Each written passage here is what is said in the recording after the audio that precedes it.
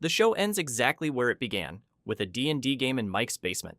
Fans have imagined this full circle moment ever since Season 4 closed on such a heavy note. The idea is that the final scene mirrors the very first one, with the friends gathered once again around the old table for a Dungeons & Dragons campaign. Only this time, everyone is present, even Will, who left early during that first game and never made it home the way he expected. The camera would drift across the group as they settle in, showing how they've changed, how the years have left marks you can see, and some you can't. Then Mike sets the last dice roll into motion, giving the series a quiet moment of closure that honors its D&D roots while offering a rare sense of peace after everything they have endured. But this theory branches into two versions that send fans in completely different directions. One idea imagines the game as real, happening after Vecna is finally defeated and the group has somehow returned to ordinary life. The other suggests the entire season is the campaign, meaning the kids have been playing out the story we've been watching from the very beginning. That second version would turn the whole series into a kind of meta-story, something Reddit would either celebrate or completely rebel against depending on how it's handled. Either way, circling back to where it all began would remind viewers that beneath the creatures, the parallel worlds, and the secrets, these characters were always just friends trying to spend time together. They simply had to save Hawkins a few times before they could finish their game. And if that sounds emotional, wait until you hear the next theory, because not everyone might make it to that basement table. Steve Harrington does not make it to the end, and he goes out protecting Dustin. The fan favorite with the nail bat has been tempting fate since Season 1, back when the Duffer Brothers originally planned to write him out before Joe Keery's performance changed their minds. Ever since then, viewers have been waiting for the moment his luck finally runs out, watching him rush into danger again and again while wondering which battle will push him past the point of return. Every new season poster with Steve in it sparks a fresh round of memes about whether he'll survive this time. The theory focuses on his bond with Dustin as the heart of the moment, because these two characters who never should have become friends turned into the emotional center of the show, a jock and a nerd who found real loyalty through fighting the impossible together. Season 5 could separate them during the final confrontation, leaving Dustin cornered by creatures or trapped inside a collapsing part of the Upside Down. Steve would hear him crying out and make the choice he has been building toward for years, sprinting toward the chaos instead of backing away, and stepping in front of whatever is coming for Dustin. The moment would happen fast, not stretched out or exaggerated, more like a sudden break in the battle where the reality of what just happened hits before anyone can react. Steve gets one final glance at Dustin, and the scene cuts on that look. Dustin would be forced to move even though every part of him wants to stay, and that weight would shape him long after the fight is over.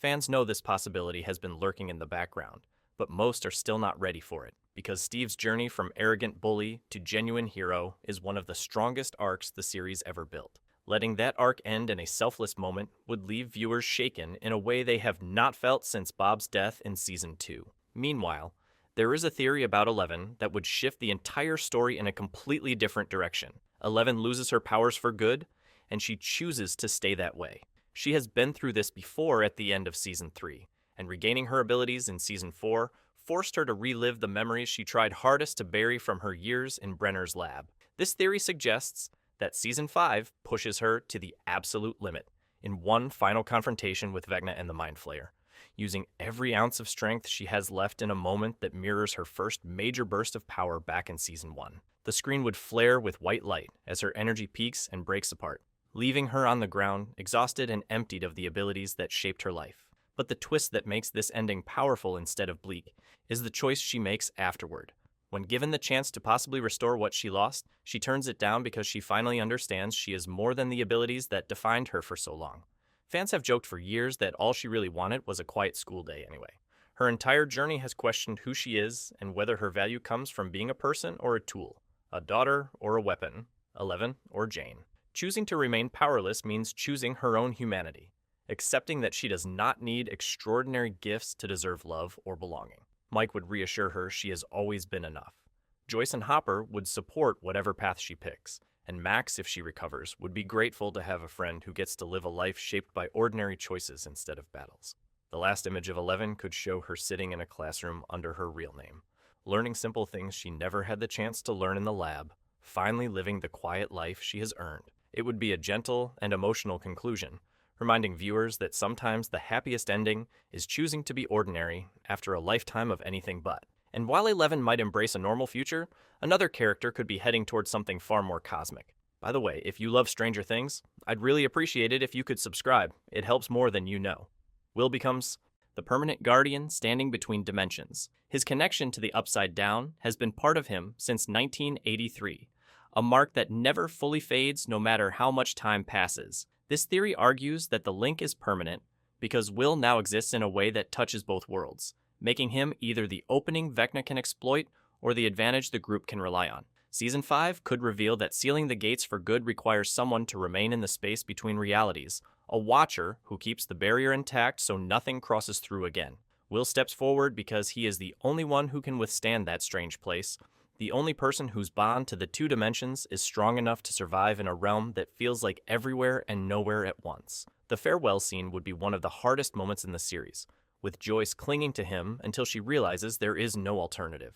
Jonathan searching for a different answer that simply does not exist, and Mike hearing the truth about Will's feelings at the worst possible time because honesty can no longer wait. Will enters the space between worlds as his family watches the light around him dim, still present but no longer fully here, existing in a state that feels beyond anything humans can understand. Reddit would immediately claim they predicted this back in Season 2. The season could close with the group moving forward with their lives while occasionally noticing shapes and reflections or flickers in the corner of a room, small signs that Will is still watching from the place he now protects. It is both sad and hopeful, giving him the hero's role he has earned while reminding viewers that saving a world sometimes means stepping away from the very life you fought to preserve. And if that theory sounds heavy, the next one changes the idea of victory itself in a way that fans are not expecting. They don't defeat Vecna, they make a deal with him instead. Every season has ended with some form of victory where the gates close and Hawkins gets a brief moment of safety. But Season 4 shattered that pattern by allowing Vecna to win outright. The gates are now open. The Upside Down is spilling into the real world. The town is fading while the government struggles to contain something far beyond containment. This theory argues that Season 5 ends not through force, but through negotiation, recognizing that Vecna is too strong to destroy and too deeply tied to the Upside Down to remove. Instead, the group offers him something he has always wanted in exchange for sealing the gates and leaving Earth untouched. And what he wants is someone who finally understands him, someone who admits his suffering was real even if his choices led him down a twisted path. Will becomes the one to speak for the group because he is the only character who has lived enough of Vecna's influence to talk from empathy instead of judgment. He knows what it feels like to be overtaken, to sense the Upside Down pushing against everything good inside him, to struggle with feeling different in ways that isolate you from everyone else. The negotiation takes place in Vecna's mind lair, with only the two of them present, Will offering recognition and understanding in return for peace. Vecna accepts, not because he is beaten, but because being acknowledged is what he wanted long before he became a threat. The gates close. The Upside Down pulls back. Vecna stays in his own realm but stops trying to merge it with Earth. It is an ending that would split the fan base since it avoids the final blow many expect. Yet it fits perfectly with the show's themes about connection and understanding being stronger than force and fear. Meanwhile, another theory about Hawkins itself changes the entire meaning of the story. Hawkins never existed.